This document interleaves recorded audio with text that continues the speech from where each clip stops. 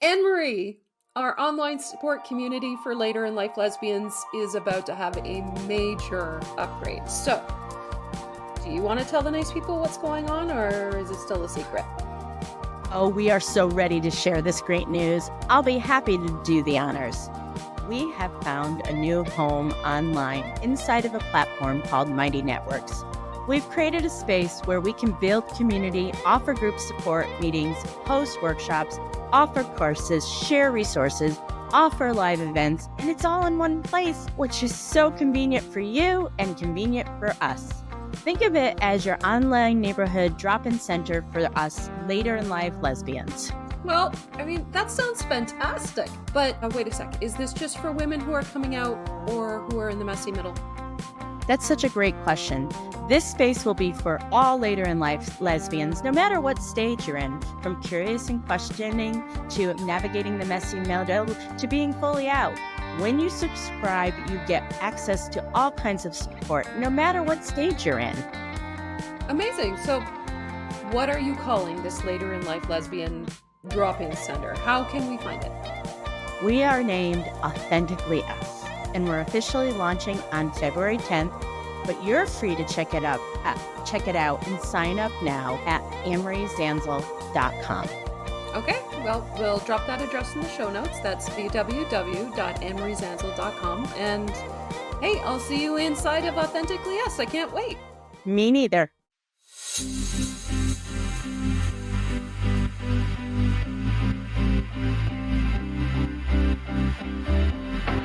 Hey, queer friends and allies.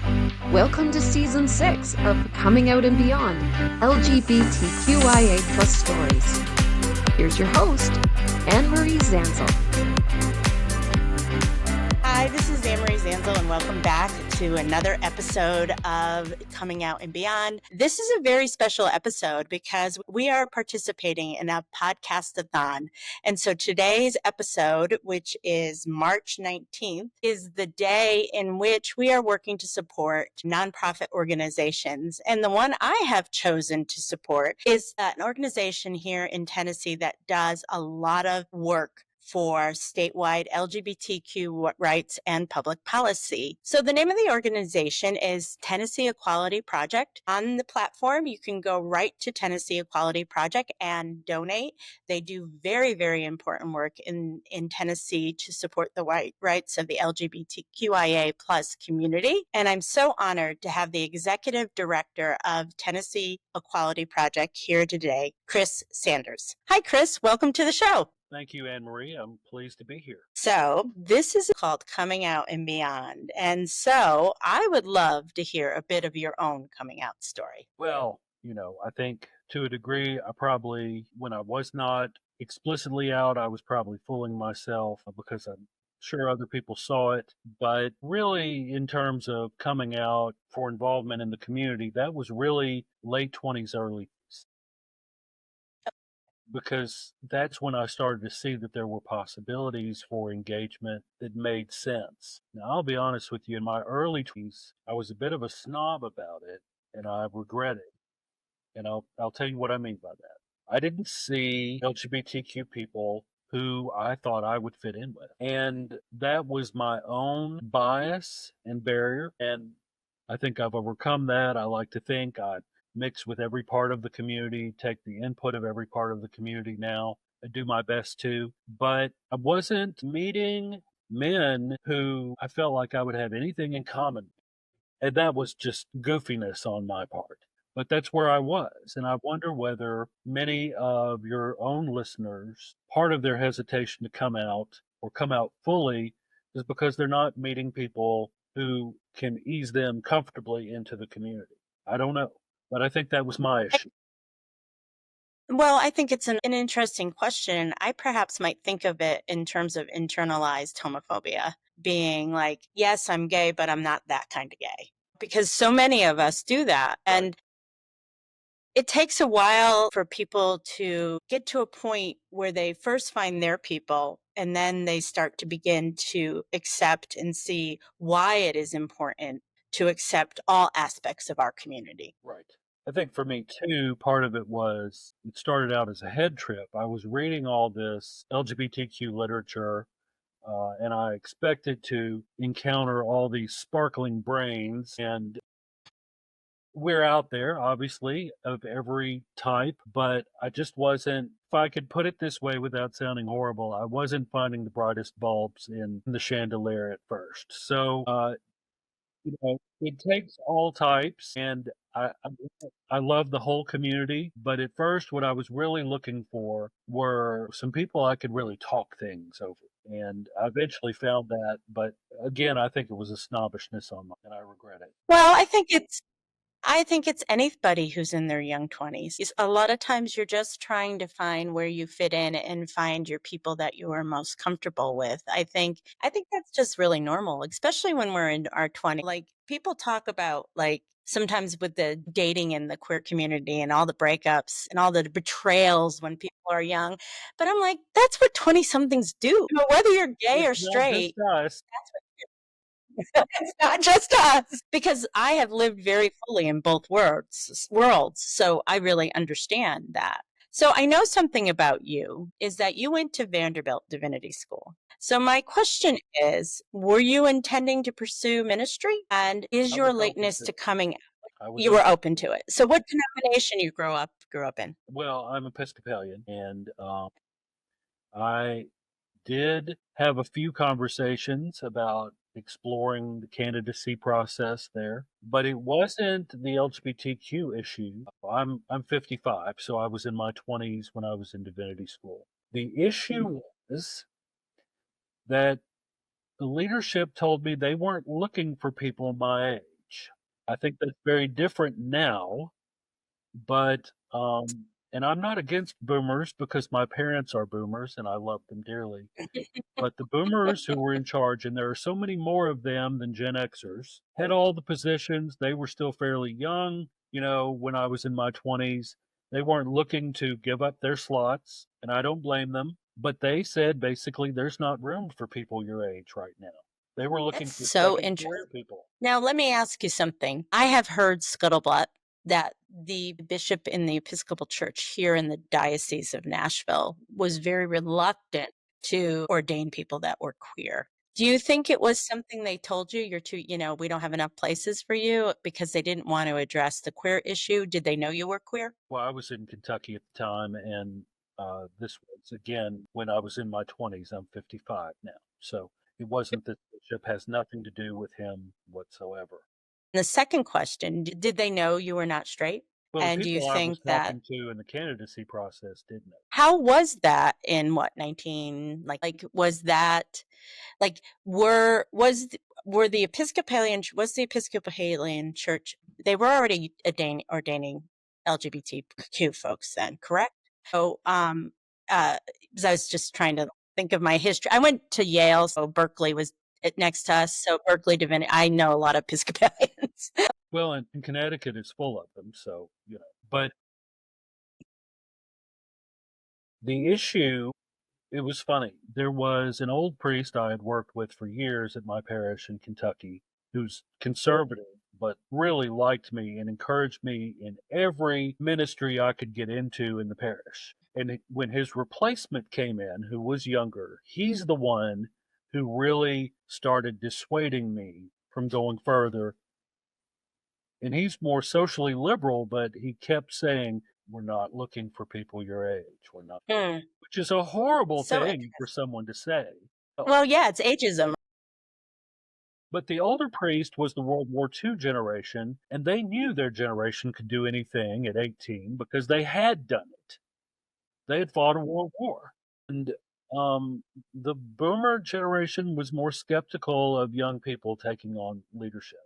So you went to Vanderbilt. Did you get an MDiv there or did you do religious studies? So then how did you get involved with what you do today? Well, there are a lot of advocates who come out of Vanderbilt Divinity School, and that certainly shaped my identity, but I had the political side of it growing up as well. My mother was heavily involved in Democratic Party politics, running for office, helping candidates, working for campaigns. On my father's side, my grandfather was the superintendent of schools for many years. So, local school districts are extremely political. So I had it coming from both sides, really. And I got to see what politics looked like practically. They were, my family was more involved on the electoral side, not as much on the policy side.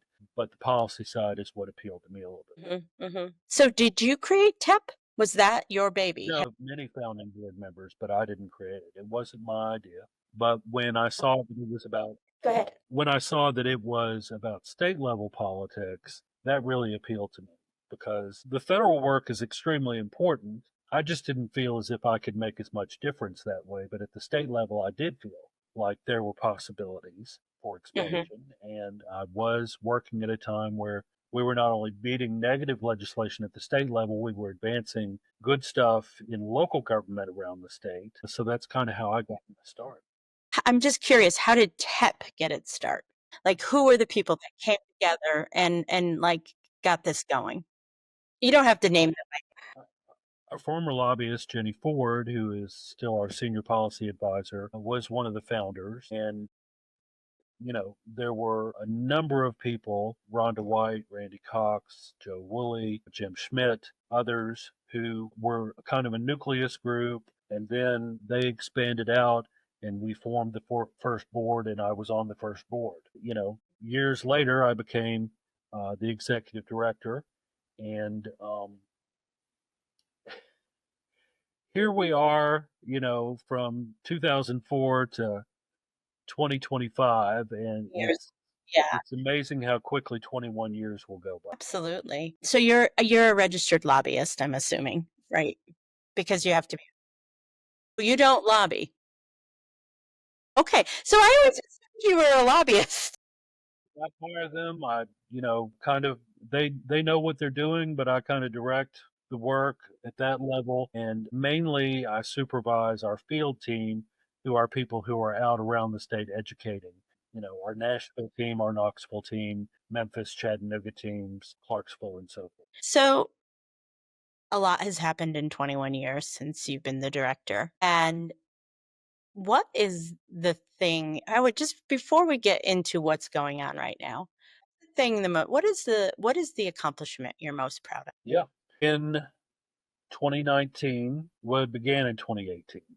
The legislature was conservative back then, as it has been for many years. There was an organization called TTPAC, which is a transgender organization that was trying to advance a bill to add gender identity to the state's hate crime law. The bill failed, and what they would say is, well, we don't know, but the word gender is already in the statute, so we don't need to do that. So Jenny, who was our lobbyist at the time, and I talked it over, and we decided to call the legislature's bluff. And the way we did that was we worked with then Representative Mike Stewart, and state representatives can request an attorney general's opinion. And I'm sorry that this chain is going to sound rather boring, but the boring chain is how you have to do the work. So that's why. Yeah, that's how things get done. Yeah. So Mike, Jenny, and I worked and formulated a question to pose to the Attorney General. And back then, the Attorney General answered legislator questions with an opinion. Doesn't happen as much these days. So submitted it in September 2018. Finally, in February 2019, his opinion came down, and this was a different Attorney General, and he said, indeed, transgender people are in fact covered by the hate crimes law under the word gender that is already in there. Now, that's not what our legislators were hoping would be said. They were using that as an excuse not to add gender identity explicitly to the statute, but the opinion effectively meant that we were the first state in the South that had both sexual orientation and gender identity in our hate. That's a huge accomplishment. It is. And I'm really proud of it because we used our experience. We looked at the problem for months. We looked carefully. We worked carefully, and we took a risk. In the end, we didn't know what answer the Attorney General would give. He was conservative. It was not a slam dunk, but we thought we have a fair shot at this. Let's give it a try. And obviously, trans people inherently deserve the same level of protection that all of us deserve from violence and vandalism, but it had not been made explicit in our state. And it's still there today. Yeah, as far as I know, the opinion has not changed. There's not been a counter opinion undoing it. Awesome. That's good. So we are now, we are recording this on January 29th. It's been several weeks since the president has been elected. It's been a pretty just challenging couple of weeks for everybody. Gay, straight, it's just been challenging. What is on the horizon in the Tennessee state legislature this year? And what things are you concerned about? There's already another bathroom bill, and it's a very nuanced bathroom bill. It talks about educational settings of any duration. Now, you might think, what does that even mean? Surely it's just about schools. Well, our public schools are already covered. Educational settings can also be private schools. They can be dorms at our public and private colleges and universities. They can also be week-long church camps or present, and it's a residential educational setting. Because remember that phrase of any duration. A week is a duration of time. If people are sleeping there and being educated there, we've even had some homeschoolers who are registered with the state who have contacted us wondering whether perhaps they are covered. Government invasion of private territory as well as an attack upon transgender people. So that's one thing. Another issue that we're looking at is the flag bills are back again this year, and these are attacks on the display of the pride flag. Courthouses, public schools, on the roads, which we assume means the rainbow crosswalks that are in Memphis and Nashville. So a lot of the old. I've noticed in the bill filings the last 2 weeks, there are more religious freedom bills. And what that means, of course, is typically the religious freedom of social conservatives to refuse service to members of our community in healthcare settings or in other professional settings. So a lot of that, there are going to be attacks on marriage equality. We've seen that, I believe, in Idaho, and I have no doubt that we'll see some forms of it here in Tennessee. We've had an anti-marriage equality bill of some kind every year since Obergefell in Tennessee. Which is 2015. Well, when was that originally? 2015. It was passed in 2015. Okay. How do you not get overwhelmed? Some days you do, but mostly you don't because you have the history. You've seen some form of almost everything before, not always the combinations and not always all at once. And I think that's an overwhelming part of it because it is everything all at once now. It's the federal and the state layered together. And we already have in Tennessee typically more anti-LGBTQ bills than other states. So when you add that to daily outrage at the federal level because the president is stirring things up, it's tough. The way you don't get overwhelmed is part of it is boundaries. I take weekends off. I will fight people if they try to make me work on weekends unless it's a special event, because that is how you sustain for 20 years is you do take time off. And not just some, island getaway in the summer or something like that. That will not do it. You have to take time off as you're going. There's a reason for years that people honored weekends, and we need to bring that back. The internet should not change that. Our bodies and our minds need the time. You should, and I tell people too, at 55, I think you can do this gently, whereas in my 30s and 40s, I couldn't. I tell people, please don't contact me on the weekend. Well, I'm just send it to you. You can read it, whatever. No, if you'd save the email for Monday, please, because they don't need to be working either. They need to take time off. They need to enjoy their lives as well. And that is when I bring on people to our team, it's a hard thing for them to adapt to because they're so used to having to go at all times. And I want them to take the weekend off. So the boundary is one thing. Second, you meet the best people in this work, particularly parents in every corner of the state who are fighting like hell for their kids. And they're wonderful people. They're exactly the kind of people you want to have as neighbors, as friends, as members of your organization. They are the best people on this earth that you could meet. So why would the other coach in my program that Barb works for me, she has a trans daughter. So, and she is exactly how you describe. I am so blessed that we work together. A parent or any person who would fight for someone who was one of the most attacked people in the country. Hell yes, I want that person on my side. I want to get to know that person. I mean, that's that is sustaining because you're constantly reminded you're not doing this alone. You have the strongest people in the state working with you. Hmm.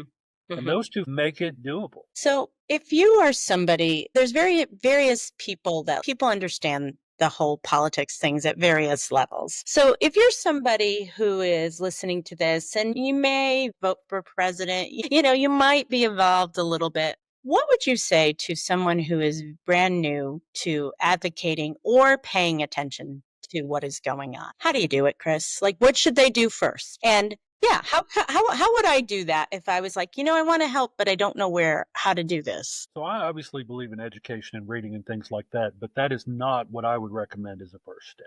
What I would recommend as a step is come to something at a time where a lot of other people are going to be there. Whether it's one of our meetings that we hold periodically at the Green Hills Library or wherever it is in your state, get to know some people who are in a planning meeting or a social that has a tiny bit of politics so you can get to know some people. Or you can join us at the legislature or in, your listener states. There are groups who are advocating at their state legislatures. Join them and observe. Part of what we want is to make it easy for people to come to the Capitol so they can watch and learn and then find their place in advocacy. There's no substitute. You could read the legislature's website all day long, and it's not the same thing as going to a committee meeting or gathering with a group of folks who are demonstrating in the Capitol. You will learn so much from being there and witnessing it firsthand. And then you can go back to learning. You can read online. What you read online will make more sense. What you read in your local news will make a lot more sense. It'll be going off in your head, oh my God, I saw that in person. Yes, I know what they're talking about. If you don't see some of it in person, I just don't think all the reading in the world will make a difference. It will also get you out of a trap that I've seen on Facebook. There are wonderful people, and they're absolutely wonderful people on Facebook who I know are 100% on our side. But all they do is post these analyses of what's going on. You never see them in person anywhere. And my thinking is, if you grasp all of this, why are you not out there? That's their life. That's up to them. But I think it's very sad that they're trapped in constantly reposting article after article after article after article. It's not doom scrolling, it's doom creating in a way. So your first piece of advice is show up somewhere in person. Get to know some people. And the first time you show up, they may not be your people and you need to go somewhere else. And that may be a little bit of trial and error, but it might be that you find exactly the kind of people you've been looking for, people who care. No, they may not know every single thing there is to know about the issue, but they're on the right side of it. They care. They're trying to do more than they have been. That's what you want. We don't need people who are experts in trans healthcare, because guess what? On the other side, they're not experts on trans healthcare anyway, and they're showing up and speaking out. They're not letting their lack of expertise get in the way. I want us to learn, but I want us to show up and learn. I want us to do both. It's really interesting too. So I'm going to share this from the perspective of someone who did show up this weekend. So I went to, they had a revival here in Nashville. I think you might have saw that. And I'm connected to the Southern Christian Coalition. So they had a clergy gathering because I am ordained. They had a clergy gathering, and it was, I'll tell you, it did my heart good. Last week was really, really hard for me. I'm like, oh my God, we're in day 5. And so I went to that, and then I did go to the revival. But what was really wonderful about that is I didn't get to go, but there were great people. Well, and I was thrilled because, first of all, I met all these people. Well, there wasn't that many people at the clergy gathering. There was probably like 10 of us. And of course, my good friend Darren was there. Darren and I have been friends since we both came out. We have such similar stories. It was just felt good for my soul to see the work that the people were doing there. It was good for my soul to see so many white men there that are doing phenomenal work, that are in their 50s, 60s, and 70s. And then the special bonus for me is I got to meet Justin Pearson's parents. And so that was lovely too, because my wife and I had a picture when Tennessee 3 thing all happened. We were in the gallery that day. And so Justin came up and said hello to everybody, and I got a picture with him. So I said, I have a picture with your son. And they just loved their son. And also, too, that revival, if you're somebody who has a religious bent, that revival, the preacher at that revival was unbelievable. And so it just, it just really filled me. And so it felt better when I was with other people that shared the same concerns. And I know I'm not alone, but literally, physically, and spiritually, I didn't feel so alone anymore. And that's why I think it's very important, as Chris says, just show up.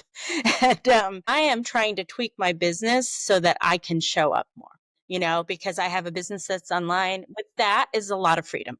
I have a lot of freedom in my workday and stuff like that. Chris, so you're an MDiv. How does this align with your belief? And I know you identify as a Christian. You identify as an Episcopalian inside the Christian tradition. How does this align with your belief about faith, the work you do? And second question, do you consider it a ministry? I do consider it a ministry from my intentional point of view, but I don't impose that on anyone else, and I don't assume anyone should feel ministered because I've done something. Yes, that's me too.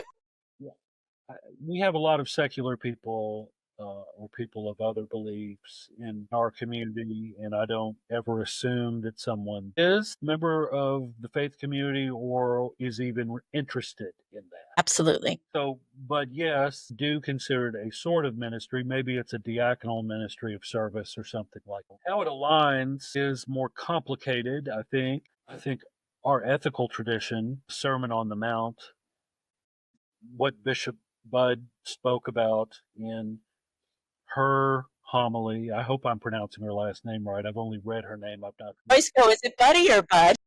I don't know. So forgive me, Bishop, if I got your name wrong, but the bishop. I think she's Bishop Marianne. Yes. I think that is very much, it should be considered mainstream Christianity. And if it's not, I hope it becomes so again. There's also a streak in Anglicanism that is anti-Puritan that's very important to me. There were death matches basically between Anglicans and Puritans in the 17th century. And when you have a movement that wants to close theaters, punish sexual crimes with the death penalty, destroy art, close theaters, I hope that's what my Anglicanism is fighting against always, kind of repression. So there's a very specific way for me that it aligns. I think that makes a lot of sense.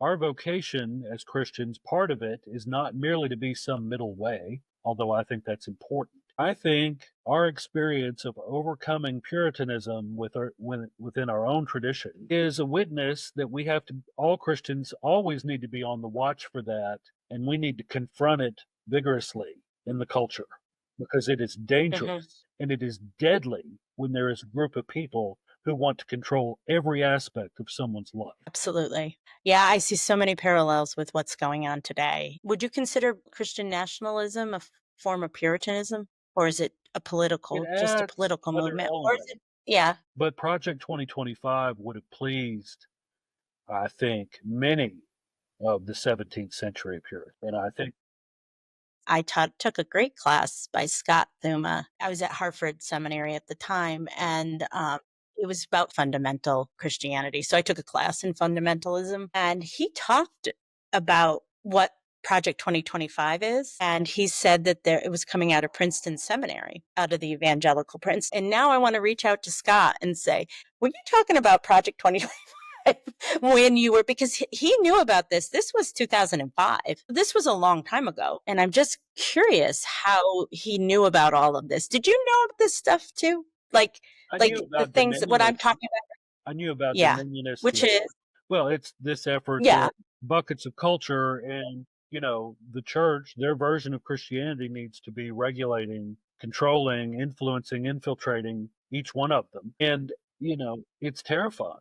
Because my version of Christianity is let the arts be the arts. And there will even be days when they intersect with your particular form of religion, and they've made many churches beautiful.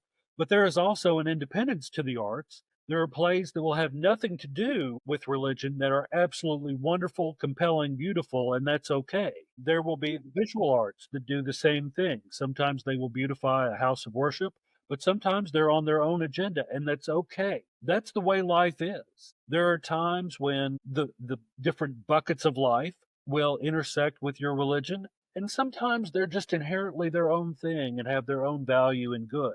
And we don't have to control that as religious people. And so for me, all that does connect, and I'm terrified by any ideology, power seeking to control every aspect. It's scary. It truly is. So, Chris, we're going to switch gears here now. Did you I have got a a coming little out song? serious there. Sorry about that. Do you have a coming out song? The one I picked was "What Have You Done Today That Makes You Feel Proud?" I don't know the exact title of the song, but that's the lyric that I used for the song. It's Heather Small, and people may associate it with the Queer as Folk soundtrack from years ago. What I like about that song, and I think I sent you the YouTube clip, the link to that. What I like about that song is it's not hit you over the head. It's warm and inviting. It brings you in, and it also talks about what have you done. Being proud of the identity is good. That's a great step. That's a hard step for a lot of people. But moving into okay, got the identity. What are you going to do with it? What have you done? And that's the question for us, particularly at this time. What are we doing that makes us proud? And guess what? The world is right now full of opportunities to do things that you can be proud of. Well, and that actually aligns with the sermon of, what have you done? What have you done to help your fellow people? What have you done to make the world a better place? So it really aligns with that. So that makes a lot of sense for you. Now, your favorite book is The Republic. Sorry for the long answer on that, but I did pick it for a reason. I love that answer. So there is a book, the Plato's Republic, you wrote down. Tell me why you love it so much. I love it because it uses dialogue to try to establish what is the relationship between truth and power.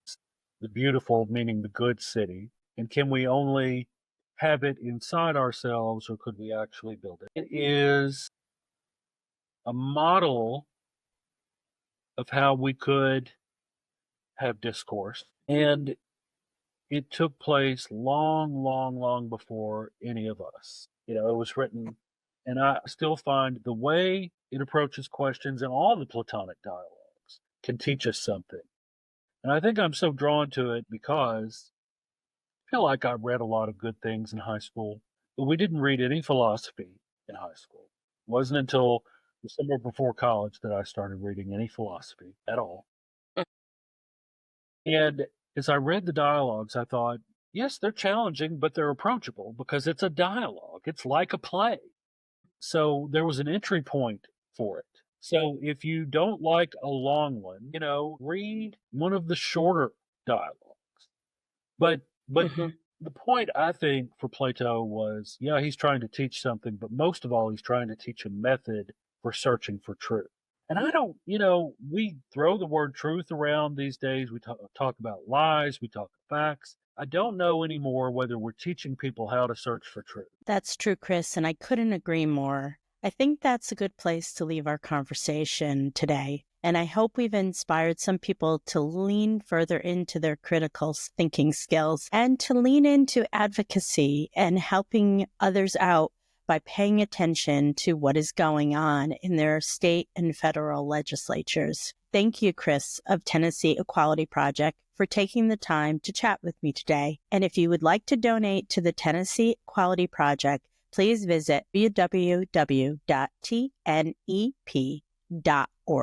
Thanks for listening, everyone. Have a wonderful day.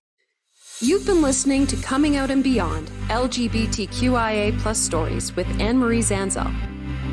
New episodes of the Coming Out and Beyond podcast drop every other Friday. You can tune in at Apple Podcasts, Spotify, Google Podcasts, and at annemariezanzal.com. Be sure to hit subscribe when tuning in so you never miss an episode. And for more resources, articles, videos, and a free downloadable guide for coming out later in life, visit annemariezanzal.com.